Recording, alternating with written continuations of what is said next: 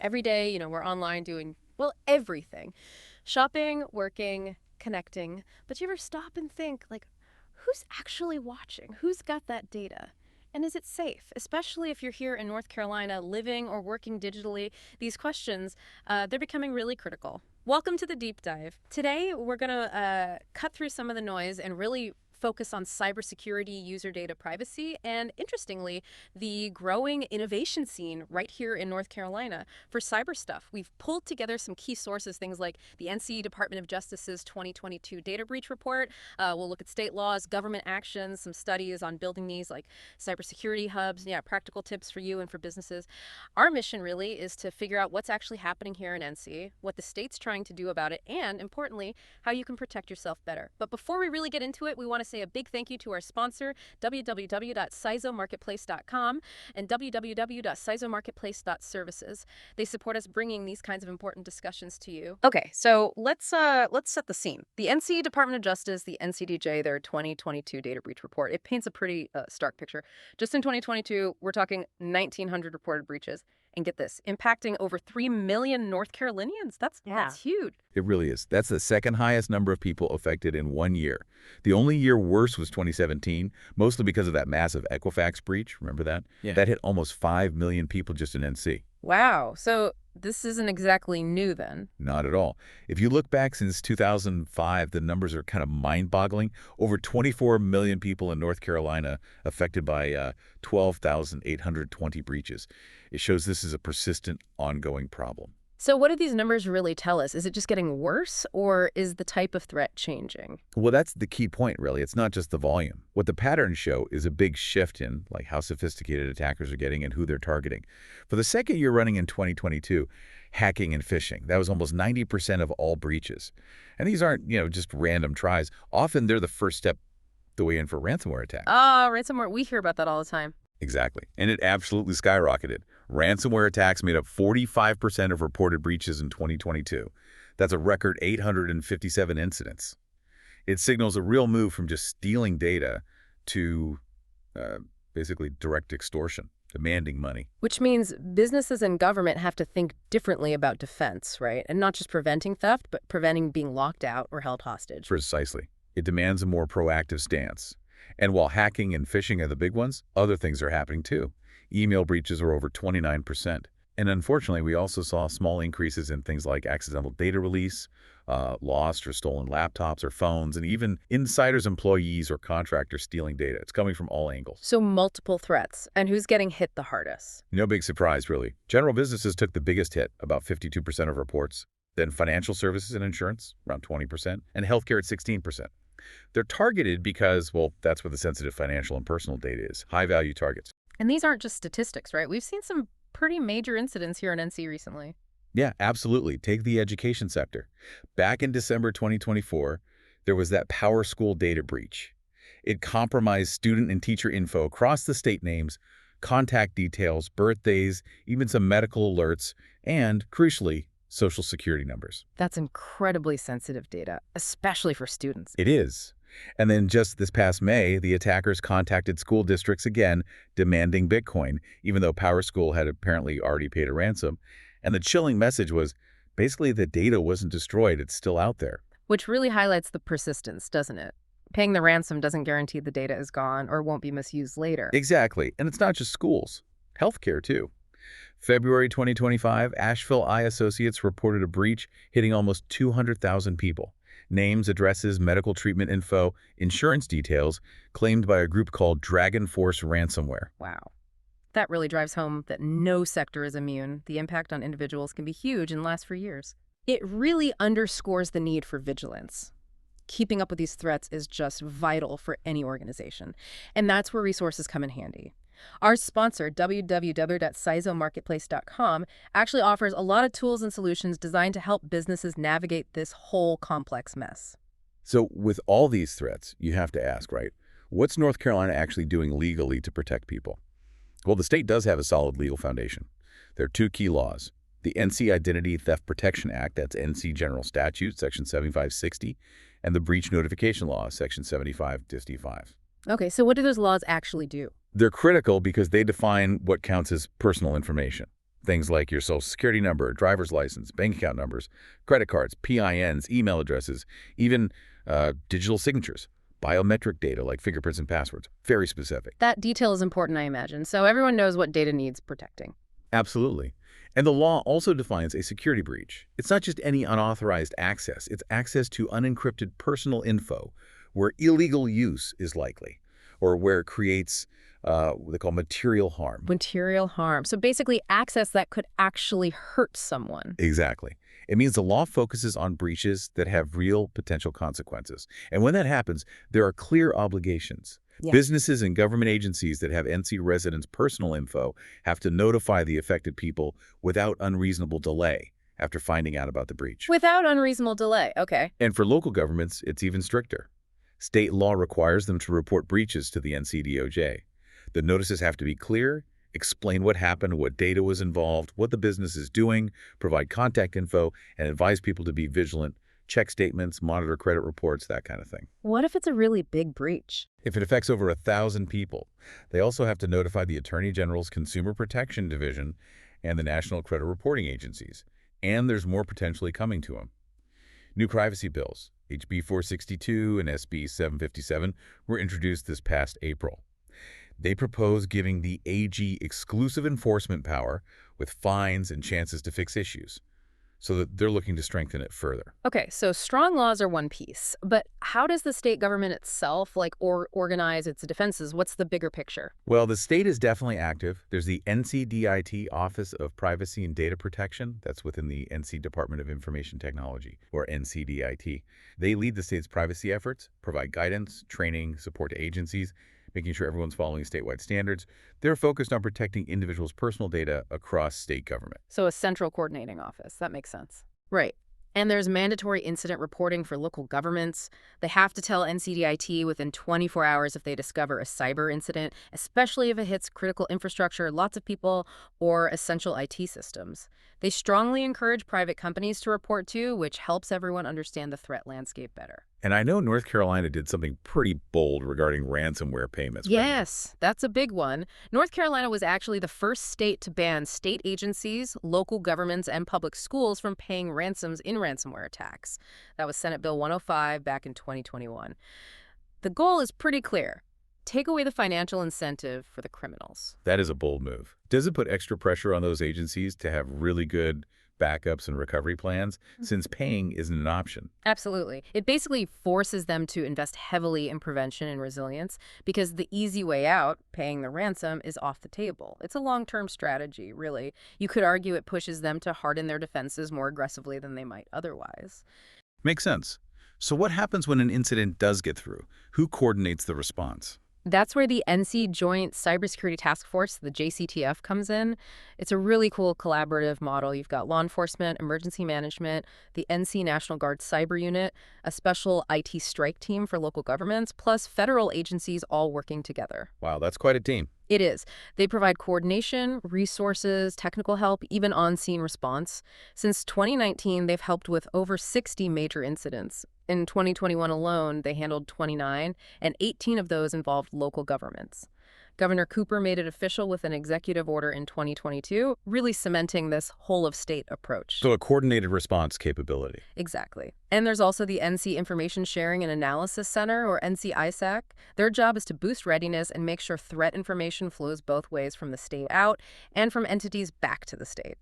And North Carolina is also looking ahead, way ahead, actually. There's a new commission, the Cybersecurity and Quantum Resilience Study Commission. It kicks off July 1st, 2025, established by Senate Bill 562. Quantum resilience. That sounds pretty futuristic. It is. This 21-member group will look at how quantum computing might impact state systems. Specifically, how it could break the encryption we rely on today, like RSA and ECC, the stuff that secures websites and online transactions. Right. The fear is quantum computers could crack current encryption easily. Precisely.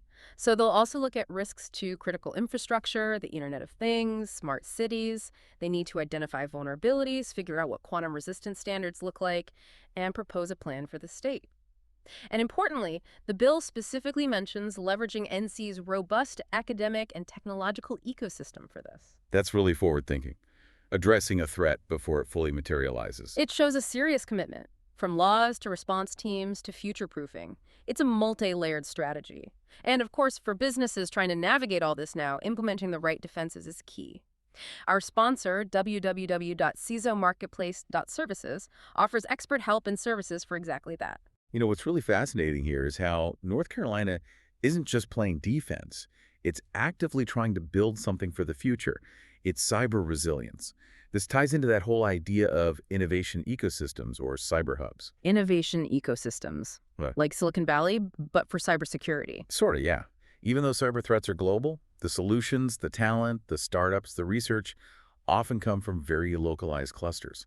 Think tanks like MIT and groups like Global EPIC have studied this. They talk about innovation capacity. That's the R&D, the skilled people, and entrepreneurship capacity, the startups, the venture capital. North Carolina, especially with RTP and its universities, already has that robust academic and technological ecosystem the Quantum Bill mentioned. That's a huge asset for building a strong cyber hub. Okay, so NC has the foundation. How is it specifically trying to grow that talent pool and encourage innovation? What are the practical steps? Well, one major piece is the Carolina Cyber Network, the CCN. It was founded by Fayetteville Tech Community College and the Carolina Cyber Center at Montreat College with some help from RBX Solutions. Its whole mission is to build a pipeline of work-ready cybersecurity talent by connecting community colleges, universities, and employers across the state. So coordinating education efforts statewide. Exactly. Big names are involved, Wake Tech, NC UNC Wilmington, many others, and they're seeing results. In 2024, they reported like a 24% jump in cyber degree program enrollment, 43% more grads, and a 52% increase in internships. That shows it's translating into real career paths. Those are impressive growth numbers, but how do you keep that talent in North Carolina and make sure the training stays relevant with threats like AI constantly changing? That's always the challenge for a growing tech hub, right? Keeping talent local and skills sharp. But fostering connections helps. It's not just about the schools. It's about bringing industry, government, and academia together. Take the Raleigh Cybersecurity Summit, for example. The third annual one is happening July 15th, 2025. It's exactly the kind of event that connects the execs and the tech folks with solution providers and experts. What kind of topics do they cover? All the critical stuff. Incident response, the latest threats, ransomware, phishing, those sophisticated APT groups, the impact of AI and IoT, data protection, risk management in the age of AI. It's that kind of knowledge sharing and networking that really fuels an ecosystem. Multi-stakeholder collaboration, as the academics call it. Pretty much. And don't forget the backdrop, the Research Triangle Park itself. RTP is a massive economic engine for the state, generating huge tax revenue. A strong cybersecurity sector both benefits from and contributes to that economic strength. Building this kind of ecosystem takes the right tools and partnerships. And again, checking out resources like www.cisomarketplace.com can be really helpful for finding solutions and services. Before we move to individual tips, it's maybe worth clarifying something people often mix up. Privacy versus security. They're related, but not quite the same thing. Good point. How would you explain the difference? Well, privacy is really about control. Controlling your personal information, what you share, who you share it with, how it's used. Think search history, purchases, location data, emails. Security, on the other hand, is about protection. Protecting that information from unauthorized access, from cyber threats like hacking or malware. So, privacy is about your rights and choices regarding your data. Security is about the technical measures used to guard it. Okay, so privacy is the what and why of data sharing. Security is the how it's kept safe. That's a good way to put it. And both are critical because the value of your data is immense, even the stuff you think is trivial. Yeah, people might think, oh, it's just my search history, but But it all gets tracked, logged, used even by free services. The consequences, if that data is misused, can range from identity theft or fraud to maybe being profiled for higher insurance rates or even bigger societal issues like misinformation or algorithmic bias. Algorithmic bias. Yeah, where biases in the data used to train AI systems lead to unfair outcomes, sometimes without anyone realizing it. So that whole nothing to hide argument, it doesn't really hold up when your data can be used against you in ways you never imagined. Okay, that really brings it home. So for our listeners, what are some real practical things people can do, like right now, to protect their digital lives? I admit I sometimes save passwords in my browser. What's maybe the first thing you'd tell someone to change? Oh yeah, saving passwords in the browser is definitely convenient, but risky. Stop doing that. But more broadly, think about your browsing habits. Use ad and tracker blockers, things like Ghostery, Privacy Badger, AdBlock Plus. Consider using more secure browsers like Brave, maybe Tor for high privacy needs, or DuckDuckGo Clear cache and cookies, right? regularly, and delete your browsing history. Definitely don't save passwords in the browser itself. Avoid those annoying show notifications pop-ups from websites. Try to stay logged out of accounts when you're not using them. There are even tools like mine that help you see where your data is online. And a big one, avoid using Google or Facebook to sign into other services. Create unique logins instead. Those are great tips for browsing. What about email and messaging? So much happens there. For email, maybe look into secure platforms like ProtonMail or Tutanota. Use disposable email addresses. You can find services online for things like online shopping or signing up for newsletters, places you don't fully trust. And critically, learn to spot phishing and spam. If an email feels weird or urgent or asks for personal info, be suspicious. Trust your gut. For sensitive chats, use secure messaging apps like Signal. They have end-to-end encryption. Okay. Now, what about stuff that feels harder to control, like public records or what's on social media? It feels like it's just out there. Some of it is, but you have options. You can look into services that help remove your info from those public record aggregator sites. Definitely freeze your credit reports with Equifax, Experian, and TransUnion. Be really cautious about giving out your social security number or even age and gender if it's not absolutely required for a service. You can ask Google to remove pictures of your house from Street View. Really? You can do that. Yep. And on social media, lock down your privacy settings. Don't accept friend requests from strangers. And just be mindful. Don't overshare sensitive stuff like your kids' full names or photos or detailed vacation plans while you're still away. Once it's online, it's hard to take back. Good advice. Lastly, devices and apps. Our phones, laptops, those smart speakers, are they listening? Huh. Well, sometimes, yes, in a way. Smart speakers listen for wake words. IoT devices, smart fridges, thermostats, they collect data constantly. Think of that old song, Somebody's Watching Me. Huh? So be aware. Regularly check app permissions on your phone and laptop. Does that game really need access to your contacts? Or your location? Or camera? Turn off permissions that don't make sense. And disable things like NFC, GPS, Bluetooth when you're not actively using them. Saves battery too. Every little bit helps build your personal digital defense. And for small businesses, they're huge targets. North Carolina's NCDIT actually has some really clear guidance for them. What are some of the key things small businesses should focus on? Well, there are quite a few, but some stand out. First, assess your risk. Figure out where you're vulnerable. DHS has resources if you don't have dedicated IT folks. Second, train your staff. Seriously. Create a security-aware culture. Teach them about strong passwords, phishing, safe internet use. The human element is crucial. Absolutely. Third, defend your devices. Keep software updated. Use antivirus. Encrypt sensitive data, whether it's on laptops or in the cloud. Fourth, backups. Regularly backup important data. Keep a copy offline or securely in the cloud, separate from your main network. Okay. Risk assessment, training, device defense, backups. If a small business owner is listening and feeling overwhelmed, what's the absolute most important thing they should implement today? Ooh, that's tough. But if I had to pick one non-negotiable, it's strong passwords combined with multi-factor authentication, or MFA.